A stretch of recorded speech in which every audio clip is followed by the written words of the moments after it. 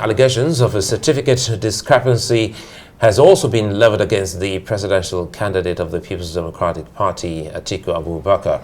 It borders on the name on his secondary school certificate, Sadiq Abubakar. However, in a statement, Atiku's media aide, Aide, described the report as politically motivated, adding that his legal change of name from Sadiq Abubakar to Atiku Abubakar was done over 50 years ago through an affidavit. Well, we have Phrank Shuaibu and Aide to former Vice President and PDP presidential candidate Atiku Abubakar. He's joining us for more on this. Good to see you. It's been a while. Yeah, good to see you, Gozi. How do you do?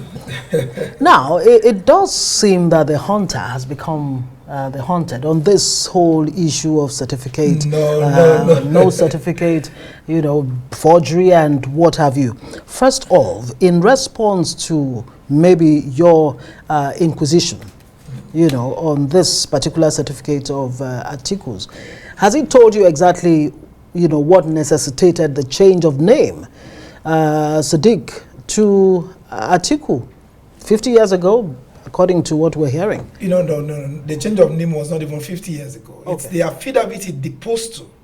That was 50 years ago, particularly in August 1973. That's 50 years ago. Right. You understand? He deposed on affidavit returning his name to Atiku Abubakar. You know, why was it necessary? I'll tell you something. Right. One is a man who believes in proper documentation. In the first place, for anyone who believes or who understands Islamic civilization vis-a-vis what we call, in terms of names, the etymology of Islamic names, that is the origin of Islamic names, will tell you clearly that the Holy Prophet, Prophet Mohammed, peace be unto him, you know, gave the two names, Sadiq and Atiku, to one of his bosom friends, who was Caliph Abubakar at that time. Now, if a young Atiku, young Atiku elected to bear the name Sadiq, as well, and later changed to Atiku, these two names have what we call a historical Islamic background. You understand? So it is of no consequence. The beautiful thing here is that he did not change from Samira, who is a female, to Atiku Abubakar, like we have in Mr. Bola Tinubu's sex and name scandal, particularly which originated from the Chicago Gate.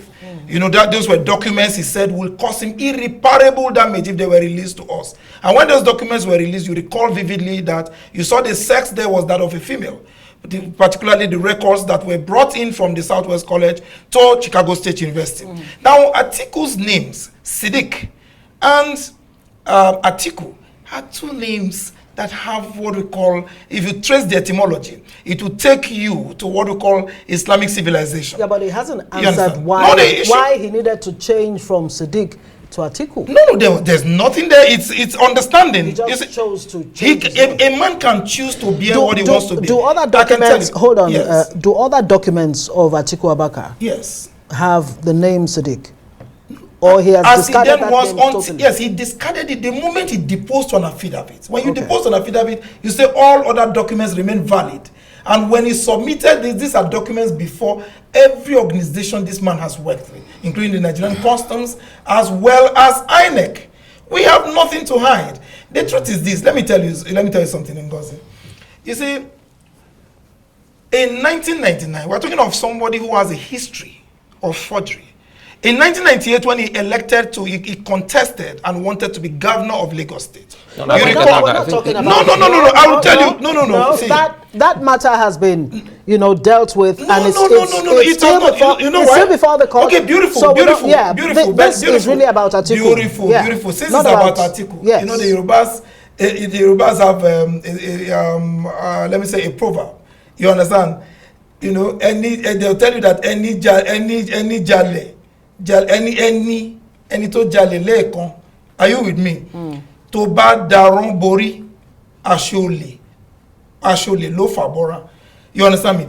If you have been, what it means is very simple. If you have been caught stealing before,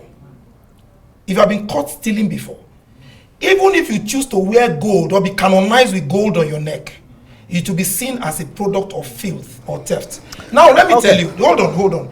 If you meet a woman and you accuse a woman or your wife that, look, I saw you standing with that man, what are you doing with that man? Or kissing the man. Permit my choice of words. And the next thing she tells you is, honey, but I caught you last month with a girl. That means he has admitted. Now, you cannot be talking about a man whose documents are before the Independent National Electoral Commission. All right. And you're talking about forgery? Anyway. Come on. Because one Let's would get have, serious. No, if we're getting serious, one would have thought that your party would have actually followed the due process by following through. You heard what the school said. And if the school is talking about some clerical errors. Yes.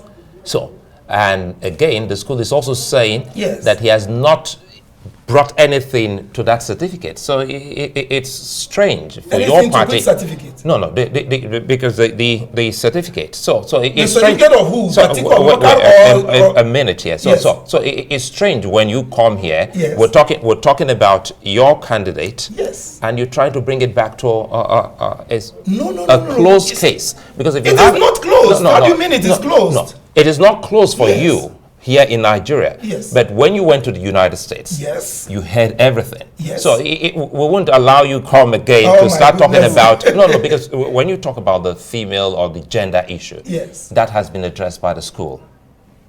Right? I don't know what you mean by being addressed by the school. They say it was a clerical error. The school, the school, let's not mislead the unsuspecting listeners of this program. The school did not issue that certificate. That certificate was used. It's not about the certificate to them. No, hold on. Yes. Frank, it's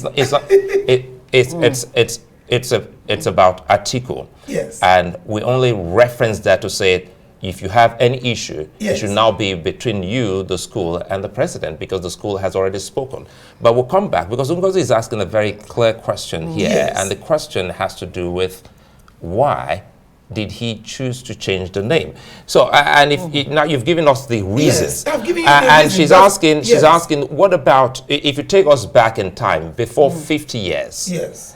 Are there documents to show that this of course, is the same Atiku, Nigeria's former vice president? Of course, there are documents, and the important thing is that if a man could depose to an affidavit as far back as August 1973, then you should know that this person has come very clean.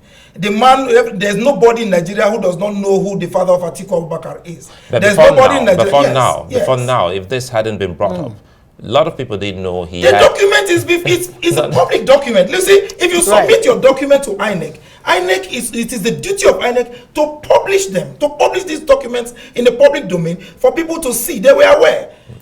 The world was aware. You understand me? It's been reported before. Do you understand me? And it's for if they found anything wanting, they would have taken it before the court. But here we are. You're bringing it now because we say, look, you are a certificate forger. We have evidence that you forged. I think Phrank Shuaibu, we have to say thank you very much for joining us. But you didn't talk about the BBC reports. What? Come on. Well, we have to say thank you. Thank you very much. We appreciate your coming on the